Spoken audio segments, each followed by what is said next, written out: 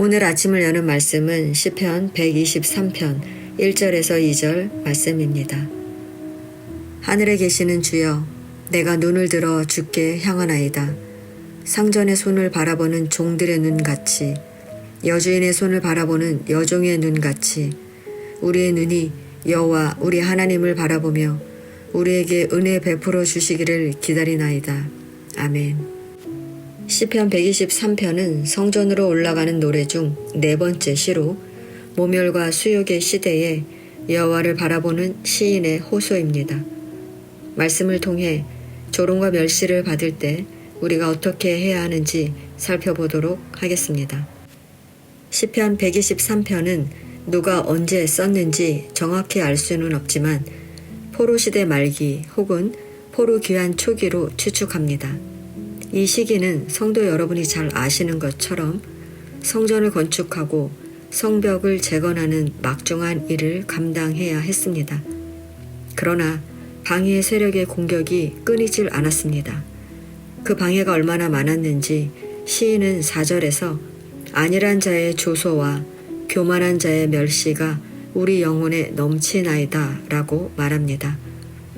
여기서 안일한 자란 두 가지 의미를 갖는데 첫째는 무사 태평한 자를 말합니다. 안일한 자의 원어 샤아나는 안전함이라는 의미도 있지만 오만함, 무사 태평한 등의 의미도 있습니다. 이러한 자들은 인생에서 특별한 어려움이나 고난을 경험하지 않았기 때문에 힘들고 어려운 사람의 형편과 처지를 이해하지 못합니다. 그래서 쉽게 자신의 기준에 따라서 다른 사람들을 평가하고 비판합니다. 둘째, 안일한 자란 신앙심이 없는 자, 하나님의 경고에 대해서 아무런 생각도 깨달음도 없이 살아가는 자들을 말합니다.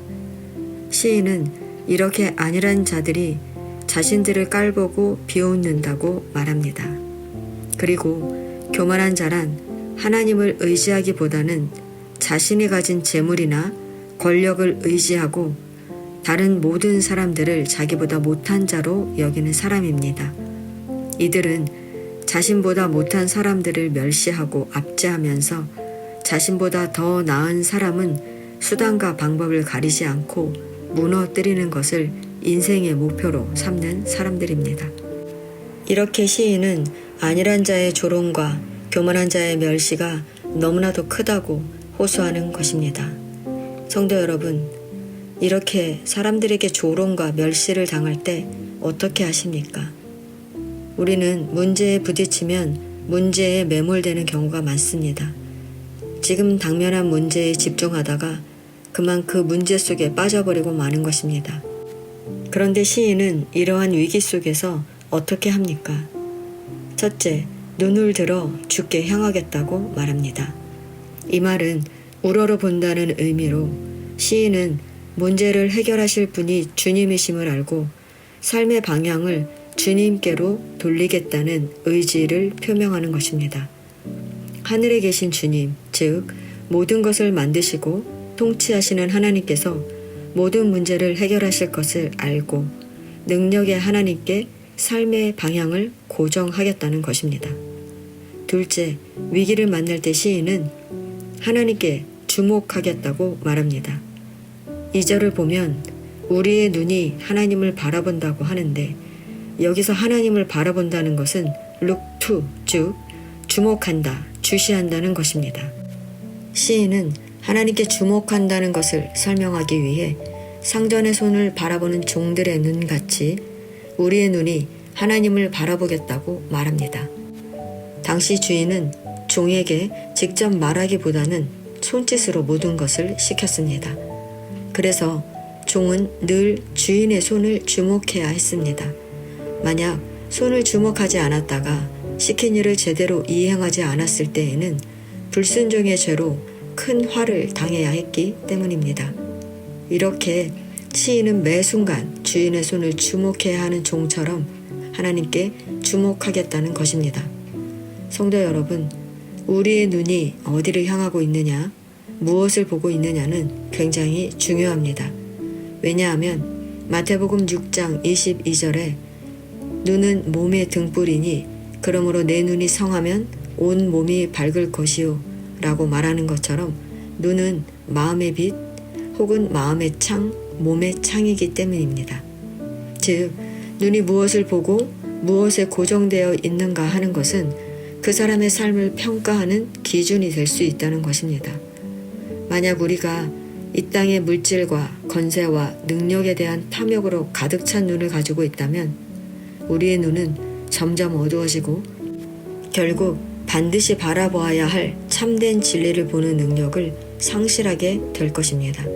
시인은 그것을 알고 있었습니다. 아무리 지금 조롱과 멸시를 당하고 있더라도 자신이 무엇을 바라봐야 하는지를 알았던 것입니다. 시인은 모든 것을 만드시고 통치하시는 하나님을 바라봐야 문제가 해결된다는 것을 알기에 하나님께 주목한 것입니다. 그렇다면 하나님께 주목하라는 것은 어떻게 하라는 것입니까?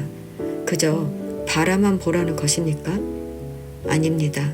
첫째는 하나님께로 삶의 방향을 고정하라는 것입니다. 인간의 방법이나 세상의 지식을 구하지 말고 모든 것을 통치하시는 하나님만 의지하라는 것입니다. 둘째는 하나님의 뜻을 분별하기 위해 하나님을 아는데 힘쓰라는 것입니다. 종이 주인의 손짓만 보고 무엇을 말하는지 안다는 것은 그만큼 종이 주인의 마음을 잘 읽는다는 것 아닙니까?